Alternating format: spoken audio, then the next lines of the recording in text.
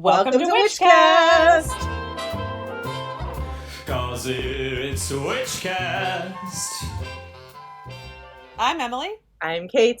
And we're your co-hosts of this, the Witchcast Podcast. That's right. We're your learning, growing, ever-evolving novice witches here to explore everything under the woo-woo, esoteric, spiritual umbrella. Such a big, beautiful umbrella. But today we're standing under an awning or something because it's snowing, because it's the New Year. Happy New Year! Happy New Year! Do you subscribe to that saying? What is that from? Arrested Development or Seinfeld or something? Not Arrested Development. Curb Your Enthusiasm. Where he's like, you're only allowed to say Happy New Year like 2 days after the New Year, and then after that it's too long. Yeah, I guess I don't really subscribe to it because I don't Larry care. David. I don't care that much about stuff generally. Right. Yeah, like who cares? But also, like, I guess it's a little late, you know. But I Happy think- New Year anyway. Right. I feel like if you have not said it yet to the person and it's still the month of January, I'm like, say it. Also, Chinese New Year, Lunar New Year is not until February 17th, so. Exactly. So it's not even New Year's yet, really. Right. And then astrologically, right, like it's New not Year the New starts Year. in March. It starts with Aries season. So get the fuck out of here with your Western normative Gregorian calendar New Year bullshit. Protestant ass calendar. It's always New Year up in here. Yeah. I actually was like writing a thread the other day that I ended up accidentally deleting before hitting send. Oh no, that's the worst. And I just gave up on it, but I was going to be like, ending the holidays is for cowards. The lights stay up till April. Yes, agree. I have literally left my Christmas tree up until I moved in May once. I just could not be bothered to take it down. And it's like, it is still the same season, and we've got like, you know, we've got Imbolc, we've got Valentine's Day, we've got Burns Night, personally, Lunar New Year, we've got like Martin Luther King Jr. Day. Luther King Day. It is also the idea of taking down the tree and the lights is so depressing. It's like, then what do you have? Just the cold, dark January? Oh, it's just winter now. So yeah, it feels so like dumb to be like, well, now's the moment. Like, everything's anew again. No, it isn't. Look around. There's like blue jays and no other birds here. We all know. They know it isn't spring yet. Yeah. It's although with global warming, I saw Robin the other day and I was like, hey, get back to shoot. What are you doing go here? To the Carolinas or wherever you go. Yeah. Silly Robin. Oh, poor thing. It's like 50 degrees out there. We're so confused, I'm sure. Oh no. I know. Well, I do wonder, we didn't do any research on this unless Emily you did, but like why January 1st was chosen for New Year and why we're forcing ourselves to always like buckle down, create resolutions, become the new you. Like why? Yeah, like this is I didn't Google that either. But meant like, to be a feels reclusive, cozy, like eat cookies and stay inside time. Yeah, I feel like I saw a lot of memes this year, like in the witch social media world, just being like, I'm not stopping hibernating just because the year changes in your like cishet Protestant calendar. Get out of here, Gregorian ass. And also I'm very like anti-resolutions personally. I don't know. I've done them of course in the past, but this year especially I'm like, fuck that shit. No. Kate, that's a perfect segue to what I want to talk about. Woo, yes. It's time for my annual diatribe about how I actually like New Year's resolutions. Oh, okay. All right. I'm sat. Tell me. First of all, full recognition, the Wheel of the Year doesn't restart till March 21st with Aries season. As we said, in the Wheel of the Year, it's still like between Yule and the solstice and Imbolc. Imbolc is really like the very first stirrings of spring, even in the Wheel of the Year calendar. Mm-hmm. And that's like the spring cleaning holiday. So it is unbelievable that we're like, oh, it's time to start thinking about a refresh. And like body wise, it is winter, it is dark. We're still very much in like with the preserve energy, live off our stored fat in the cave land, right? Yeah. This is our hibernation time. It's wandering in the dark with a candle time, cozy under a blanket time, doing a movie marathon, eating pizza time. Yeah, I know. I agree. But with that out of the way, guess what? I like resolutions because I think that actually when done correctly, they're very witchy and they appeal to me as a person who struggles with focus and time management. So ADHD, yeah. Why is it witchy? Kate, it's manifestation. It's dreaming. So basically it's like a set time for everyone to imagine a better future and who they'd like to be. And if you're not otherwise making time to dream your best possible future, I really think that this is as good a time as any, because, like, you know, you should do that sometimes. And so, like, usually every year Dan and I, we didn't do it this year, but, like, usually we'll, like, over dinner around New Year's be like, okay, what do you want for this year? You know? Aww. And even if it's just like, I want to read more books, you know, it doesn't have to be like big stuff. And to be clear, I am absolutely against anything that is like dieting or like going to the gym. This is the wrong time for that. Like, your body's going to be like, what the hell? If you're like, we're doing only salads right now. Yeah, I like it because I like the dreaming aspect and like the sort of the manifestation aspect of it. Okay. And then also, why does it appeal to my disorganized ass? Because it encourages setting SMART goals. Do we know what SMART goals are? I love a good SMART goal. You got me there. For those not in the know, it's an acronym. Specific, measurable, achievable, realistic, and time-bound. These are the kinds of things they teach you at therapy. Yeah. But it actually really helps. And a resolution has a built-in time boundary, which is, you know, the implication that you want to do something this year, like you want to get it done within the year. I used to say that I liked resolutions that were more vague, like I'll work on my language learning, I'll go back to painting, but I find that setting it as a SMART goal actually does like really help me, if not achieve what I set out to, make a step in that direction. And as long as you and I can be like, it's fine if I don't read all the books I wanted to read, as long as I read some books. Like, yeah, that's a win. Absolutely. I like that. You're totally right. And I never, you know, it's so funny. I actually use SMART goals in my career coaching that I do with artists, which I haven't done lately, but side note, if you want to hire me, I do career coaching. But SMART goals is and there's a very popular career coach and casting director who also is a huge proponent. I mean, everyone loves SMART goals. They're huge. Yeah. I think being specific in what it is you want to achieve or what success looks like to you is really important in order to make any sort of traction. Because I totally agree. If you keep it really vague, then there's a million different ways that it can come to life. And for me, my brain just gets overwhelmed and I'm like, I'm just not going to do it. But if you're like, oh no, I want to read, 5 books, by the end of the summer, that's like measurable. You can do that. That's okay. Yeah, 100%. And I feel like also like this is where the Venn diagram of psychology and witchcraft cross over again, where it's like if you are doing spellcraft without like a specific goal in mind, you can end up getting it in a different way than you want it. Right. Know? Yeah, or it's just not effective. Yeah. That's a really good point. Yeah, if you're just like, I want love, maybe you'll meet a dog. Which isn't a bad thing. Which is not a bad thing. I mean, that is the perfect love, the ideal love. But, if you're looking to fall in love with a human, you want to get specific. Yeah, the more specific, the better. I didn't even think of that. That's so true. Yeah, and again, to like break these down for our listeners who might not have heard this before, or maybe you have. So like specific is, specific, obviously. Instead of like, I will save money, you'll say like, I will save $100 a month. That's specific. Measurable is like, you can actually measure it and you do so. Like, it's not just being like, oh, $100, that's a measurable thing, but it's also like you're looking at your bank accounts, you have a budget, you understand how much you spent so that you know when you save $100, for example. Achievable to me, okay, so achievable and realistic are sort of like kissing sisters. Nope, is that a phrase? That doesn't sound like that's a phrase. It is now. I love that. Kissing But achievable is like, can anyone do it? Is it a thing that can be done? And realistic is like, can you specifically do it? Okay. Yeah. Yeah, or that's how I always think about it. Achievable is like, a person can run a marathon, but realistic is if you only have 5 minutes a day to devote to that and have never run before. Right. Maybe bring it down a bit. You might want to like just 5K. Work on, like walking a few blocks every week or every day. And then time bound is, putting a deadline on it. So like with a New Year's resolution, usually it's by the end of the year, right? Yeah. But any SMART goal could have any deadline.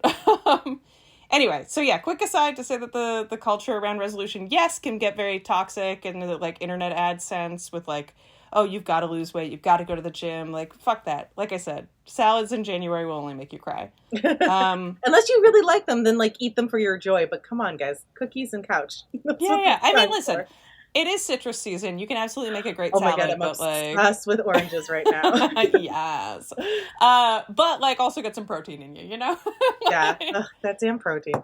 I also will add to that. I feel like overdoing too many SMART goals could probably also set yourself up for failure too. Maybe focus on just one or two that are most important for you, and then you can always do a new one once you've achieved the last SMART goal, right? Like totally. If you're like, because also with your money example, say you want to save $100 a month because you want to go on a vacation, and that vacation is going to cost maybe $3,000 to $5,000. So then like, okay, working backwards, how many months would you need to save $100 for in order to save up enough for that vacation? And then once you get that vacation, great, you've achieved that SMART goal.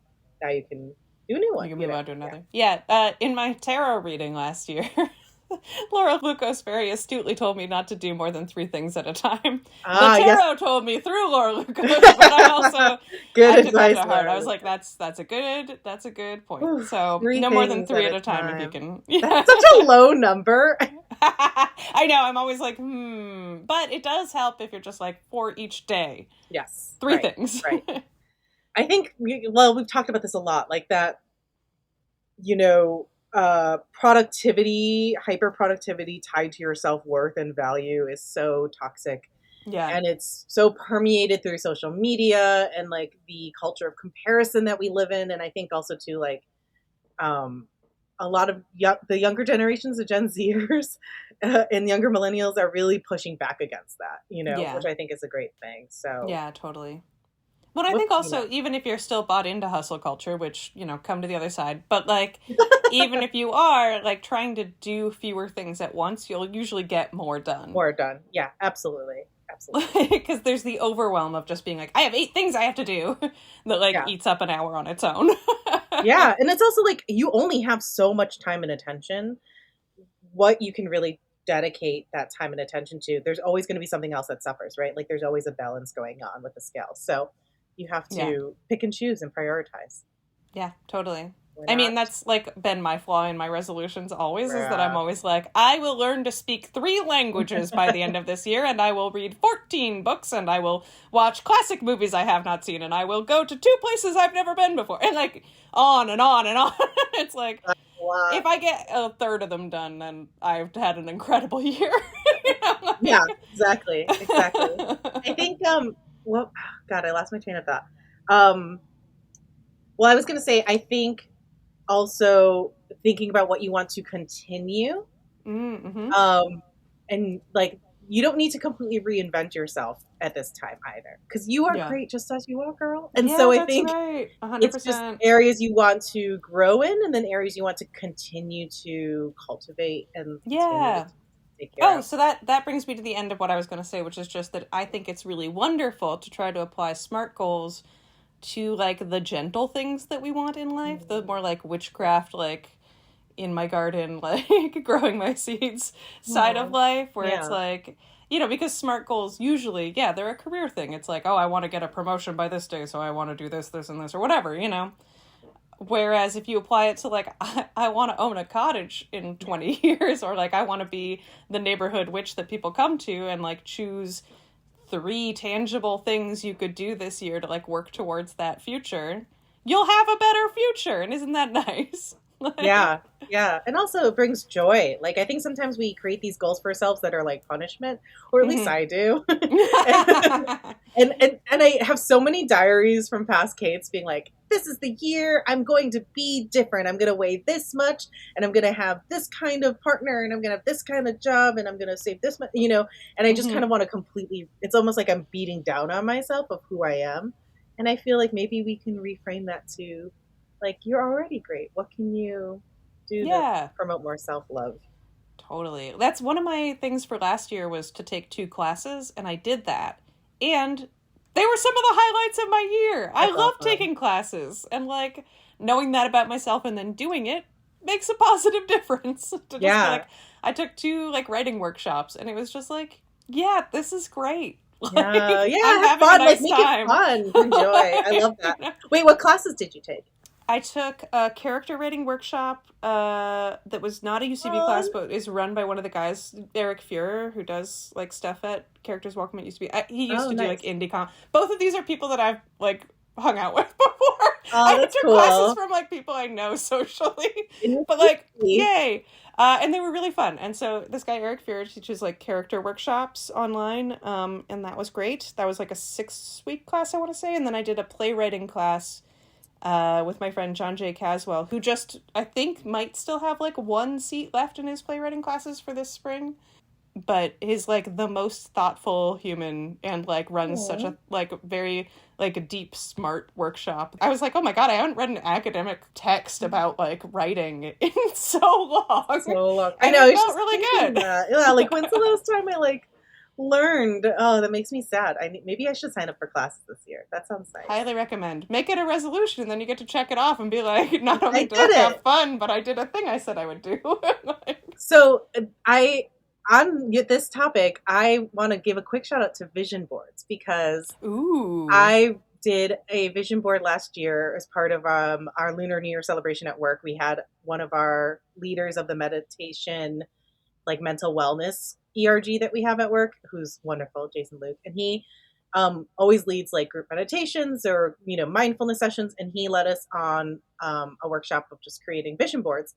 And I created a vision board last year, and I really tried to focus on small, like simple things, but also like giving back. I wanted to volunteer and really focus on community. And I was just looking at it, and I have it as my background on my computer, on my personal desktop computer. And so I get to see it every day. And I realized I achieved every single goal on my vision board from last year. Yeah. And it's like simple things. Like one of it was like, I just want to get back into yoga and feel strong again. And like, did that. I took yoga. Like, so, I think like little things like that. And so if you're a visual person, I think a vision board can be a really great way to... Yeah. Oh, yeah. It doesn't have to be written. It could be spoken. It could be drawn. It could be collaged. It could just be and then, thought while you light a candle. Exactly. Like work your witchcraft into it. Yeah. Oh, so another thing I did this year, which I've been doing for the past several years, is, I don't know if you do this. It's the winter solstice, like wishes, where you create 12 or 13 things that you want to manifest in the year, and then each night leading up to the solstice or like after the solstice, depending on how you practice, you put them all in like a little pouch. You don't look at it, and you just burn them one by one, and you just trust that the universe, the spirits, the ancestors, whatever gods, whatever you practice with, will take care of those. And then on the last day, which is like New Year's Day or the day after New Year's Day, if you do 13, that one you read and that one you keep. That one's up to you to manifest for the year. Yeah, nice. So that's like a fun little ritual we do. Matt and I do like every year. We like reading after the solstice. We like burn leading up to the new year, one per night, and we don't look at what it is. We don't know what it is. We write them down and then like trust that it gets handled, and then the last one's on us. Oh, I love that so much. So I didn't do that, but I went to my friend Claire had a party like around the solstice, and she had a wish jar. And had everybody write a wish, and she said, we're going to hold this for a year, and then next solstice, we'll burn them without looking at them. Fun! I love that. Yeah. So, and it's like, they'll plant and, like, grow for a year, and then we'll send them off. I don't know, I thought that was very sweet. It's like a little time capsule. Yeah. A witch's time capsule, yeah. There's so many fun, ritualistic ways to, I think, honor this quiet, reflective time of year. Yeah. Yeah. Oh, okay, so... on the topic of, like, solstice-y traditions that I did sort of weirdly kind of maybe do. So, I saw a meme that kind of, like, weirdly changed my life a little for right now because it's really working for me in terms of beating my anxiety for the moment. So there's this thing called Yule Boasting. I saw a meme that was like, fuck resolutions, we're bringing Yule Boasting back. And so what is Yule Boasting? So Yule Boasting is the name for like the modern revival of an old Norse tradition called heitstringing, which I'm going to say was the Vikings. It dates back to like the 1200s-ish and it's the Norse. And so like, that's the Scandinavians, right? Yeah. So they would get very drunk on Yule or on the solstice and swear like solemn oaths to perform future actions. Originally like to or around like old Norse gods, and then when Christianity came in to like Jesus, and like to each other, like swearing oaths to each other. Typically at Yule, but sometimes at other large social gatherings. And yeah, they would basically just get really drunk and make prayers and promises. Now, the modern interpretation that's been going around has, let's say, dubious historical roots, but I really like it, so who cares? The Tumblr meme says that one would, quote, to do the Yule boast, proclaim all the great, infamous, and wildly improbable deeds you will perform in the coming year. This can range from an unlikely but technically possible claim, like I'm going to rob 300 banks, to something you'd have to bend the laws of the universe to actually accomplish, like I'm going to punch a god in the dick and steal his horse. And I really liked that. And so... like the opposite of SMART goals. Yeah, exactly. It's the opposite. But, like, I don't know why, but this is working for me. Historically rooted or not, I've started saying, I'm going to steal God's car and drive it to Wendy's as an affirmation when I start feeling like making my art or editing my little videos is too hard. It's like, I'm going to steal God's car and drive it to Wendy's. Yes. And, you know... okay, so I should say, like, height stringing is a real thing. That was a real thing. Yes. This interpretation of Yule boasting, where it's like, I'm going to do something outlandish, could I find any historical resources for it? I could not. But I didn't dig that hard, so maybe it's out there. Hey, if it's on Tumblr, it's real. But, like, yeah, it certainly exists now, because that meme went very viral, Yeah. I think. So. It's a new tradition. Yeah, and if you Google it, there's lots of blogs about having seen the meme, and people being like, I'm going to do that. Like... so it obviously it struck some sort of chord with the I love that idea. The collective I think consciousness. That's so fun. Well, like, also, again, winter's so dark and depressing. You need to, like, shake it up a little bit. And how better not to do that than imbibe and boast in the braggiest, craziest ways. Yeah. And just, like, coming up with insane things that, like, like, this is the year I rob a bank. It's like, okay, great. Okay, I have to think of one now. Like, what's oof. All right, I'm making it to Mars this year. Swear this to God. Is the year. This is the year I get to see your ass on Mars. You're gonna see my ass on Mars. Actually, not just me, just a big imprint of my ass, just like with my name signed underneath. Like beautiful. Like an a Hollywood imprint of your square. ass will be on Mars by the time this year is out. Yes, I love it. That's so funny. Oh my gosh, how fun. You should maybe incorporate that in your Robbie Burns party. Maybe. I've been thinking about what Burns Night is going to look like. Oh, listeners, Tell I don't know everyone. if we've ever actually talked about this, but every year I host an annual Burns Night party, which is it's a Scottish holiday celebrating the poet Robert Burns, who wrote Auld Lang Syne, is sort of the like big claim to fame. But he was also like a pretty cool dude. He was like a humanist. He was... you know, there wasn't such a thing as an abolitionist when he was alive, but he was on that track. He was, like, friends with the people that became the abolitionists. I don't know, he's pretty rad. And he also did a lot to, like, uplift, like, the Scottish poor and the Scottish language and be like, you know, Scottish people rock, I guess. I don't know.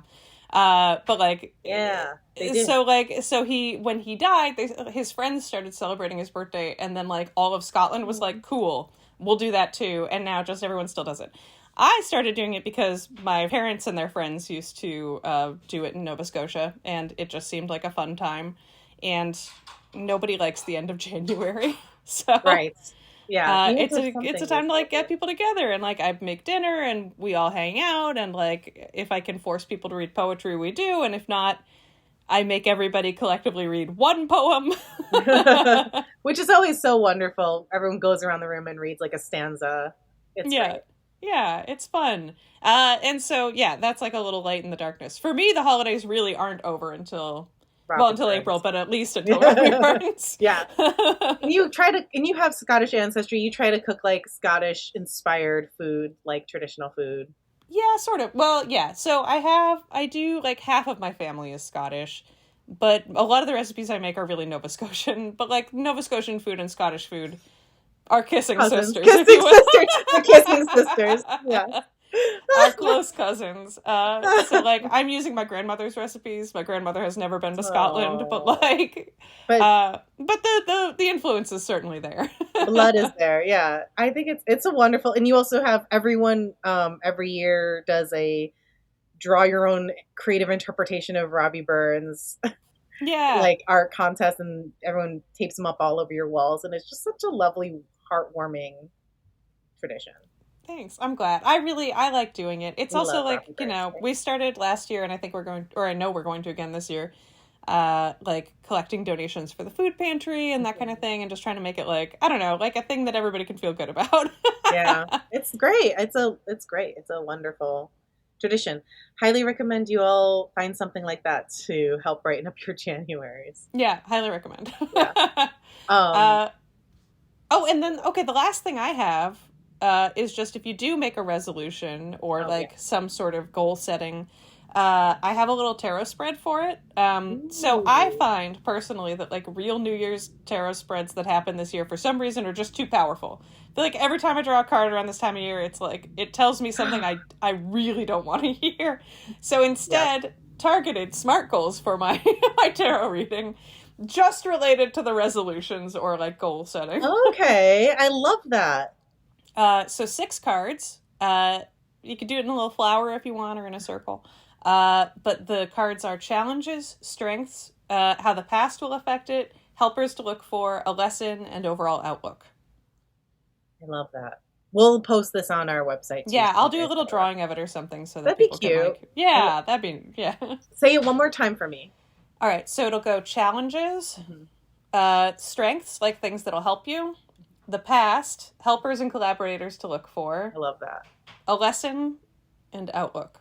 Love that. This is great. I really, I wish you had told me this a few weeks ago, because I did that 12 tarot card reading for the year. We pull one per month. Oh my God. And now I'm so anxious about what the rest of my year is going to look like based on the cards that came out. I gotta tell you, last year it was like, I did one of those and it was like, it was like, it was like, you're gonna have a brutal year, and it was the year of the snake, and I'm a snake, and like snakes on snake years are supposed to have also a brutal year, and then I did have a brutal year. It's just like, I don't need this kind of information. Yeah, you don't need to know ahead of time. Yeah, I know. I regret doing mine this year too. Well, so I like your version of it, but everyone do Emily's spread instead. Yeah, and then if you want to do a Wheel of the Year spread, wait until it's already spring. Yeah, do it in Aries season. Yeah. Tie it with the seasons a little more. It's the energy of the Gregorian New Year is too strong, and get out of here with your Gregorian. Yeah. Muscly. Yeah. Okay. Well, I love this. I love this idea. I love this spread. Sounds Thanks. Great. I'm gonna do it. Speaking of last year having been the year of the snake, this year is the year of the horse, specifically the fire horse. And girl, it's whoop, whoop. Gonna be crazy. I'm so excited, and I think that's also why I'm like anti New Year's right now, because to me, I also celebrate Lunar New Year. We have the Robbie Burns party coming up, and it all doesn't feel like New Year's to me at this moment. But I am really excited about Lunar New Year, because also this year so far it's been fucking, can we just say, like, it's been crazy. Oh yeah, it's been crazy. We're a couple weeks in and it's nuts. And so my hands just started sweating just at the words this year. And it's not going to slow down. Like the astrology. So there's several planets hunkering down in fire signs. We talked about this a bit with our friend JK. It's Cole Protz. But like Saturn and Neptune are shifting to Aries. Jupiter's moving into Leo mid-year. And then especially because last year was the wood snake, which was all about like shedding old skin, rebirth, like internal retrospection and like uncomfortable, evolution, I guess you could say. Mm-hmm. Now we're in the fire horse year, the year of the horse of fire. And that means like action, craziness. Like it's going to be a lot. So we talked about this before with Lunar New Year. Every year has a different zodiac animal associated with it. It follows a lunar calendar. So this happens on February 17th for this year. And it also has an element assigned to it. And so we haven't had a fire horse year in like 60 years. So now this year is going to be about like this collective urge to just like get out there, have adventures. Things are going to pick up speed. Opportunities are going to appear more quickly. Decisions are going to feel more time sensitive. It's just going to feel a lot more active, versus the kind of slow, sludgy energy we had from last year. And, historically and socially, yes, these years also have coincided with upheaval and cultural shifts, bold collective movements, where people feel compelled to challenge authority, redefine identity, and push for radical change. So it's, duh, we see it already. Like, we're not even in the fire horse year and it's already happening. Yeah. It's the perfect year to punch a god in the dick and steal his horse. And drive that horse to Wendy's. And drive that horse straight to Wendy's. Get yourself a spicy chicken sandwich. Yes. Oh, and a Frosty. I've been like craving Frosties lately. Okay, so real quick about if you are a fire horse, or if, let's say, you're having a kid this year from February 17th to February 6th next year, 2027. These horse people tend to produce individuals who are charismatic, fearless, emotionally strong, highly self-directed, but also prone to extremes if not well supported. They're very like headstrong people overall, horse people. So shout out if you're a horse person.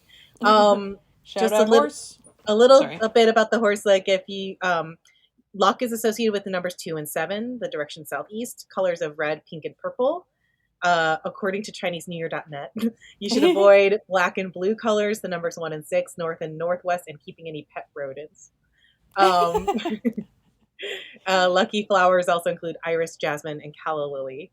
But what was that website again? Sorry to interrupt. Yeah, no, it's okay. ChineseNewYear.net. So okay, I'm gonna look up myself. Go look up your sign. I love those kinds of weird little details. It's so fun. It also has like compatibility, like horse and tiger, horse and dog, and horse and goat are really well matched, but not with the rat or the ox. And their strengths and talents and weaknesses. So horse is giving to me, honestly, like big, like Aries Leo energy. One thing though that I found in just like scrolling through Reddit that I found really interesting, and then I tried to do some research to back it up, is that in Asian countries that follow the zodiac, that follow this like lunar calendar, it is actually seen as really bad luck and bad fortune to have a child during the year of specifically the fire horse, but especially girls. So it's like in the Asian American and Asian subreddits of like, oh, who else was like a fire horse girl and was like told that, or who else was a horse girl and like admonished for being too headstrong, because of course like in traditional Asian culture, like girls are supposed to be submissive and obedient and docile, and and so there's actually this article, and I don't know honestly how like veritable, what is it, like accurate? Yeah, like I don't know how trustworthy it is. It's from a website called World Bank Blogs. But it's called The Curse of the Fire Horse: How Superstition Impacted Fertility Rates in Japan. It's by two Japanese writers, as far as I can tell. And so in 1966, Japan experienced a sudden drop in its fertility rate, but just for that year, where the fertility rate in the 1960s was usually about 2.0 to 2.1 children per woman. But in 1966, it dropped dramatically to 1.6 children per women. And people are theorizing that Japanese families chose not to have children in 1966 because of the superstition of fire horse, which again, like I said, happens every 60 years. The superstition that women born in this year of fire horse will have a bad personality and will kill their future husbands. So we want more of yes, those. Everyone have girls. So because there was no such thing as gender detection, of course, back then, sex detection. So many families just avoided having children altogether. There might have been. It would have been pretty fucked up not to also. Right. To like start and be like, get that out of there. That happens though, right? That actually is like really prevalent, where like if they do find out the gender, they have late term abortions, or they end up abandoning the child after birth. And I'm sorry, I'm not saying this from like a place of huge education. I've just heard a lot of anecdotal stories from people, and I'm Asian too, by the way, guys. I'm not being racist. Like in traditional Asian families and cultures, that it is not unheard of, especially for when you have families have a girl, to want to get rid of that girl. So I feel like if you are pregnant and have a girl this year, it's an act of feminism. But I just thought that that's You're welcome, world. yeah, it's so interesting because specifically it's Fire Horse, which is again has not happened since 1966. So like this is another year. All the kids born this year are going to be awesome, crazy fighters. Good for you. Go lead the Good. revolution. Would love to see it. Hope they're on our side. Yeah, right. I guess I didn't think of that. I always think of that whenever people are like, "Oh, a major social upheaval." I'm always like, "God, I hope it's for us." Yeah. I never thought of that. I'm such a main character. I'm always like, yeah, for us. Oh wow, yeah, it's for us. Hope it's for us. Yeah. But yeah. Anyway, I thought that was fascinating. Very exciting. I wish I was a horse. I am not. I am a rabbit. Rabbit, cute. Yeah. What are you?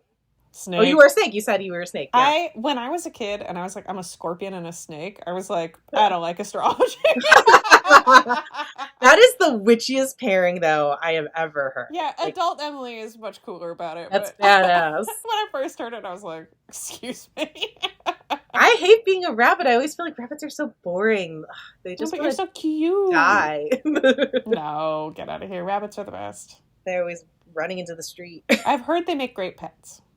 I guess so. I have opinions on this, but I don't want to talk about it on the podcast. We'll talk about it after. I have hot takes about rabbits. Okay. They taste good. If you want to go the other direction. Yeah. So the only other thing I wanted to say, obviously, like, we've talked about Lunar New Year before. So if you want to celebrate Lunar New Year, absolutely go for it. I think, like, even if you are not Asian and you're not, like, going home to family, if you want to still bring in those, be mindful of those elements, you can create your own kind of rituals or mindfulness practice around what the energy of the horse brings, the fire horse brings, that action, that, energy of action, of confidence, of self-assuredness. I think that's all the positive aspects of fire horse. I think it's a great thing to like meditate with and kind of try to bring into your life as we enter this new lunar year on February 17th. Yeah. Exciting. And you can like work into your artwork or like into your meditation or I think, yeah. And like with all of Emily's tips, like get those SMART goals going. This is the year to do it. Yeah. Also, there are a lot of, like, if you didn't want to do, like, if it doesn't feel right to do the spiritual side of it, if you're, like, not Asian or it doesn't, like, sort of line up with your vibe, there's also lots of, like, a lot of wonderful Asian people have, like, posted, like, their food. I mean, obviously this is what I'm always thinking of, but, like, their, like, recipes or, like, their, like, family traditions and that kind of thing. You could always, like, make dumplings or, like, whatever, the right, like, thing is for, like, go hunting and learn about that instead, where it's, like... We talked about this a bit, I think, in our Lunar New Year. 100%. Yeah, dumplings, long noodles. Yeah, there's... definitely make food. I mean... That's yeah. But also channel that fire horse. It's happening whether you want it or not. Exactly. So just a few items of caution about the year of the horse. So avoid overscheduling. Like this all ties into what we were talking about earlier, right? Leave space for action and spontaneity, but like, pick 3 things to focus on. Don't ignore signs of fatigue or exhaustion. Like listen to your body, take care of yourself, especially in like a high energy type of year like this. And don't confuse being busy with productivity. I love this tip. Yeah. Because I think oftentimes I'm like, I just need to be doing something, but it's like, are you really being productive? And sometimes rest is the most productive thing you can do. So keep that in mind. And then one last thing I wanted to share is a few spells because based on all this energy of the fire horse and astrologically what's happening, and obviously just turning on the news, we can see things are absolute madness. They have been for a while, but out there. It feels extra charged. It feels extra scary.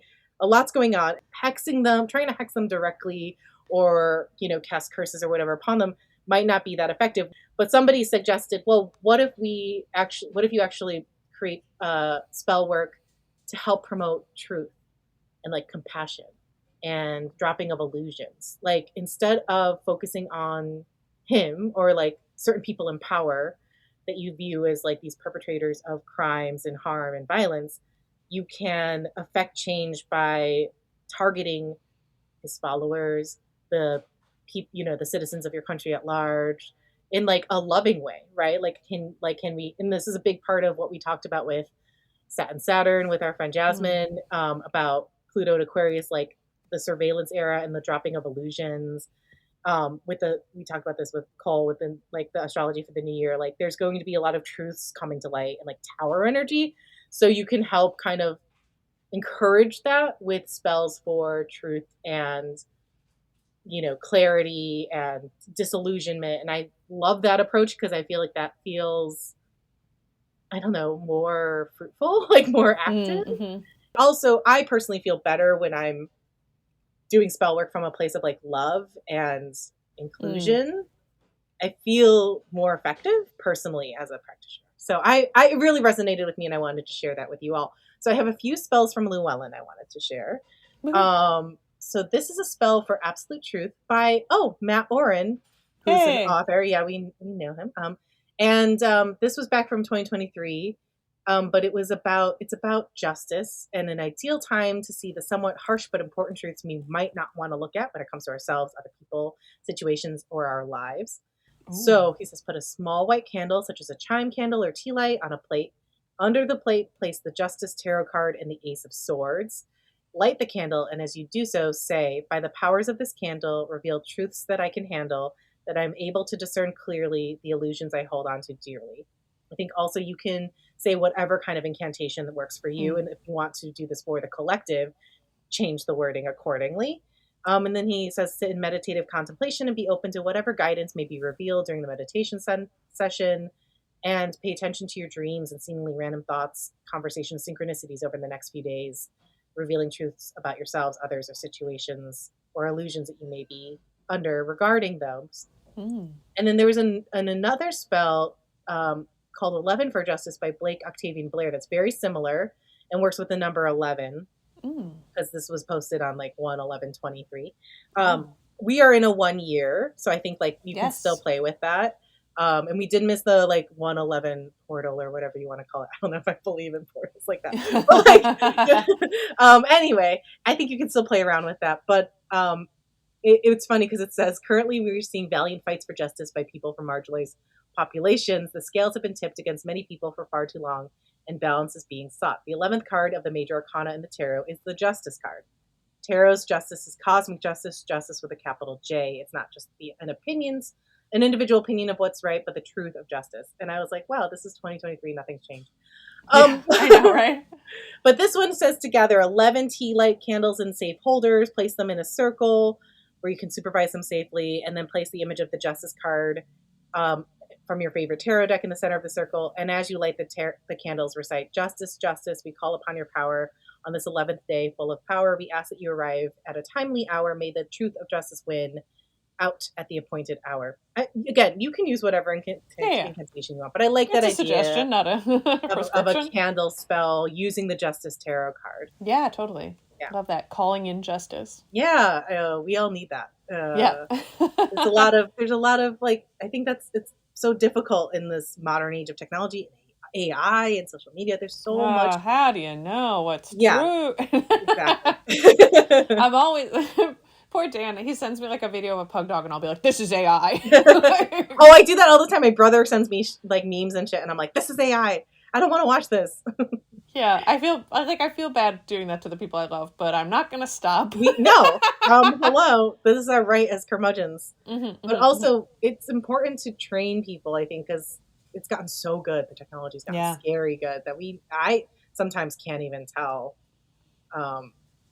Anyway. Yeah, and anyway, truth and justice are intermingled, are intrinsically connected. Yeah. One quick last spell. This one just came out on the 10th of this year by Charlene Walls. And I'm going to link all these, by the way, on our website. Fabulous. But they say there are times when we or those around us are not able to see the truth of the situation, which I love that they posted this like just a few days ago. When we are confronted with a situation where we feel there may be more going on than meets the eye, we can work with the magical energy of the day to protect ourselves and those we love. Also, energies of the waning moon can be harnessed to remove obstacles from our path.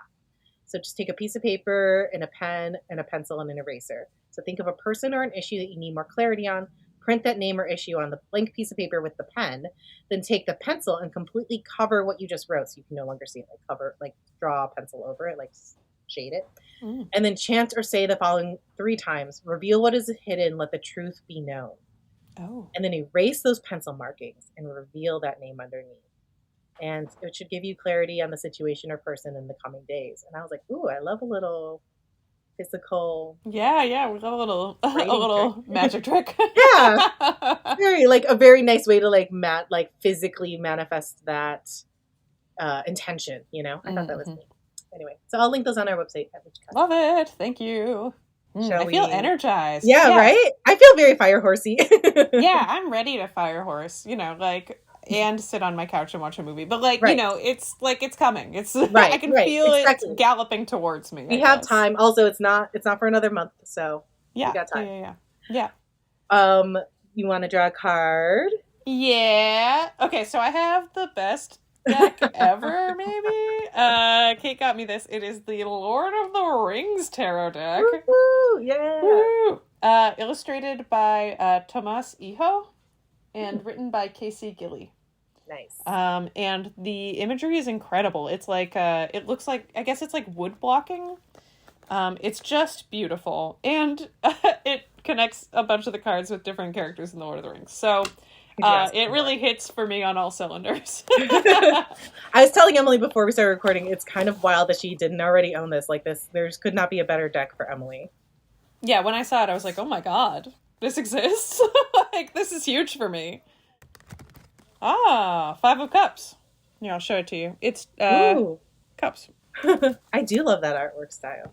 Yeah, it's very pretty. This is not, like, not to be like, I wish it had been a face card, but like... The face cards are the ones based on characters? Yeah, or for the most part. Some of the, like, other ones have, like, a little extra jazz. Okay, 5 of Cups. Let's see what they have to say. As the very wise Frodo once said, "It is useless to meet revenge with revenge. It will heal nothing. Your plans have gone awry, and the 5 of Cups finds you focusing on what went wrong instead of moving on. It's time to set aside your hurt feelings and allow forgiveness to heal you, releasing you from a bitter cycle."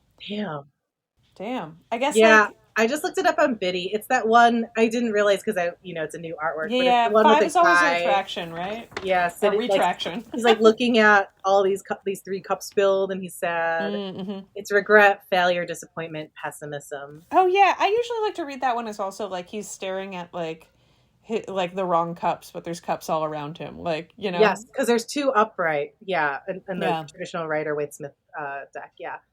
I know. I think, like, it's a... getting stuck in the past a little bit, you can't let go of things. So yeah. Or you're like fixated on something and you need to like move on and take action. Get out of the sad cycle. Let go of that wood snake and move into the fire horse. God, there's so many beautiful decks out there, and I love. Well, so looking real quick at your card, can you describe the visuals how this artist interpreted it? So it is 5 cups. 3 of them are like sort of bronze cups. One is a silver one in the middle, and then there's a 5th one that has a lid on it. Interesting. Yeah, they're sort of like ornate goblets. Like vases. Almost. Yeah, they kind of look like vases or urns almost. I wonder what the significance of like the one silver and the one with the lid means. We'll post a picture of this on our Instagram and on our website. Yeah. I guess if I were like trying to translate it to the Rider-Waite one, I would think that like maybe the silver one is the one everybody's looking at, but there's like other ones around and one that hasn't revealed itself entirely. One's got a little hat. I love that. I love that interpretation. I was going to say like the exact opposite, so I think that's so interesting.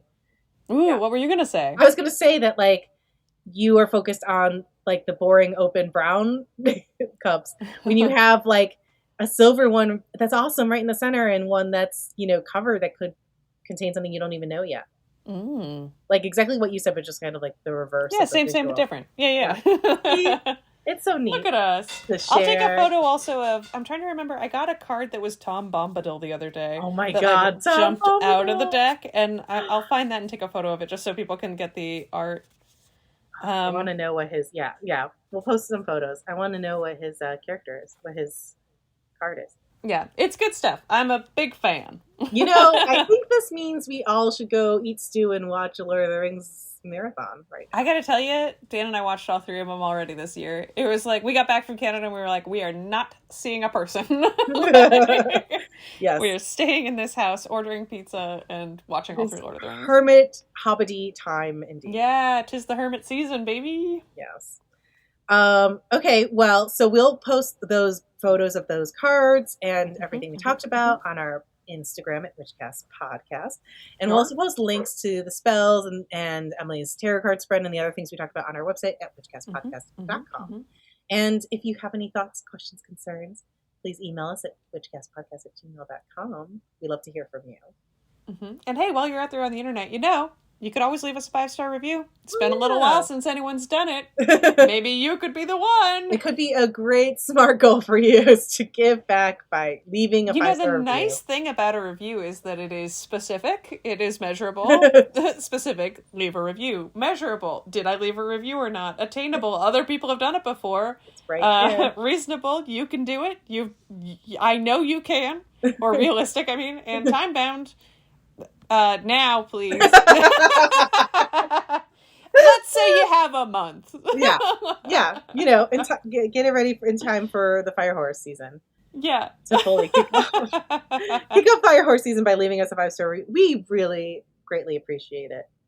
We really do. This is, I'm joking with the now, please, but please know that if you do it, it makes you do it, it really does make our day and help other people find us. Yes.